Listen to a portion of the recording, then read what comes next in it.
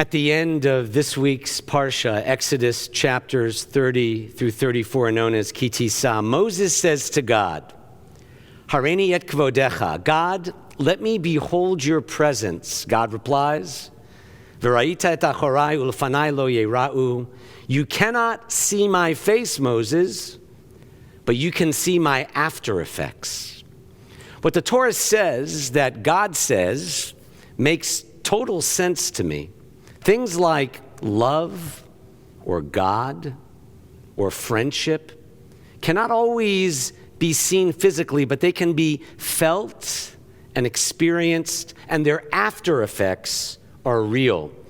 If someone were to demand of you, for instance, to point to love, show me joy, we do not see love or friendship or God the way we see other things, but we can feel their after effects and not see them the way we see other things. Just as a sailing vessel leaves behind it a wake of white foam, just as footprints in the sand indicate the presence of human feet, so do the wonders of life, God's after effects. How do you see God? How do you make an invisible God visible, like Moses asked this week?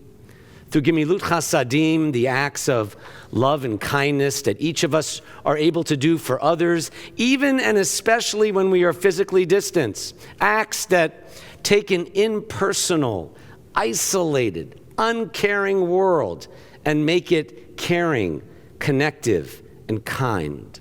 We can see God in the acts of loving kindness that others do for us. We can see God in the human capacity to forgive, to care, and to feel.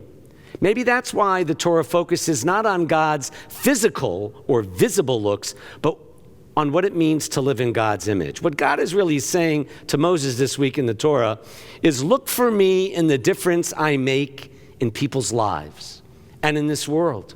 Just as light enables us to see the beauty of the world, light, which is itself invisible but makes other things visible, so too God, real, even if not visible. We don't really see God, we see things differently because of God. As one of you wrote me, in the midst of this hellish COVID year we're still in for so many, it's not that we necessarily ignore the bad. It's that we don't let looking for the bad keep us from finding the good. V'ra'ita et achorai u'lefanai lo yera'u. You cannot always see things with your eyes, but you can feel their after effects in your heart and soul and in the innermost core of your being. This week's Torah portion gets to the crux of what makes people religious, even if they are non-Orthodox. Do I really believe that God has eyes to see us, even if we can't see God? Was the Torah really handed by God to Moses? Am I a religious Jew if I'm not sure if the Torah is human or divine? The Reform religious response is, yes, you are. Or, as my colleague and friend and dean of the conservative movement's Los Angeles Rabbinical School puts it, the Torah is the meeting place of God and the Jewish people. It is our loving response to that meeting, as well as God's invitation of love. And to make his point, Brad Artson cites just one more phrase I want to share from this week's lengthy portion. Moses, you recall, receives the Ten Commandments, which were Ketuvim be'etzba Elohim, literally inscribed with the finger of God. The Torah later tells us that those tablets were God's work and the writing was God's writing. Understood literally, it would seem that the Torah is asserting that God has fingers. Perhaps the greatest biblical commentator of all time, the medieval scholar Rashi, who lived 1,000 years ago, explained that while you could understand it literally, he quotes Midrash Tanchuma, which says that the meaning of the phrase, this writing is God's writing, is like a person saying to a colleague, everything about that person is in her one book. As if, Rashi says, as if all the delights of God is in this scroll alone. Maimonides, who lived in the 12th century Spain and Egypt, he's even more emphatic about the Torah's poetic language, not literal language. He points out that the use of a finger for God is just as problematic as saying that God speaks, as if God has a mouth and a tongue too. Countless other traditional Jewish commentators never understood these phrases literally. So why is this a big deal? Because if every word of the Torah is literally God's speech, then Judaism doesn't change. And everything should be in 2021 as it was in 1021. On the other hand, if none of the words in the Torah reflect divine teaching, then Judaism can be anything any Jew wants it to be. What I love about Rabbi Artson's implication is that he refuses either extreme. He insists, along with Rashi and the Rambam, that our Torah is a reflection of divine will without making any claims about literalism or that that's all there is to God. Or as he puts it, just as there was and is a giving of Torah that is active and involves God, so too there was and is a receiving of Torah in our time that is active and involves every person. The Torah is therefore fully human and fully divine. Choosing either or even asking the question, is the Torah literally true, is misguided.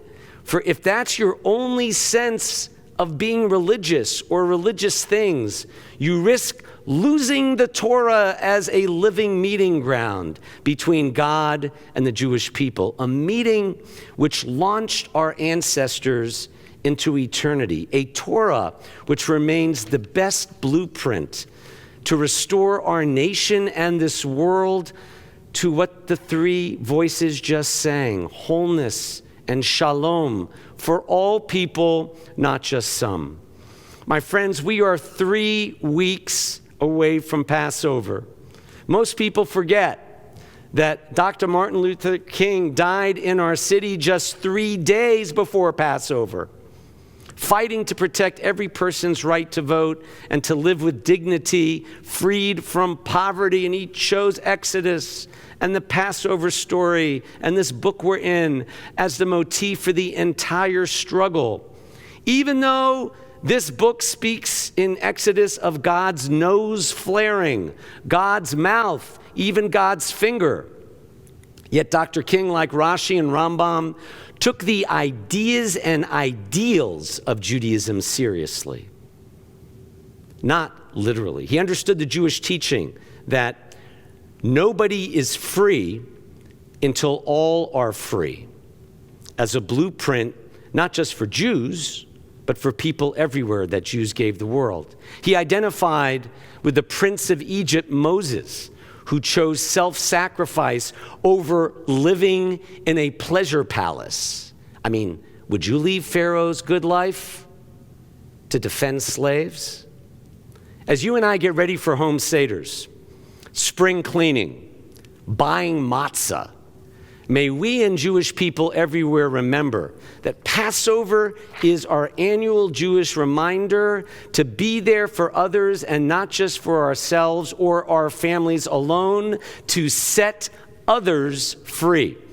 As a lover of the Jewish people himself, Dr. King put it the night before he was assassinated right here in our city, and I quote him, "The question is not what will happen to me if I speak up, speak out, and help the sanitation workers of Memphis.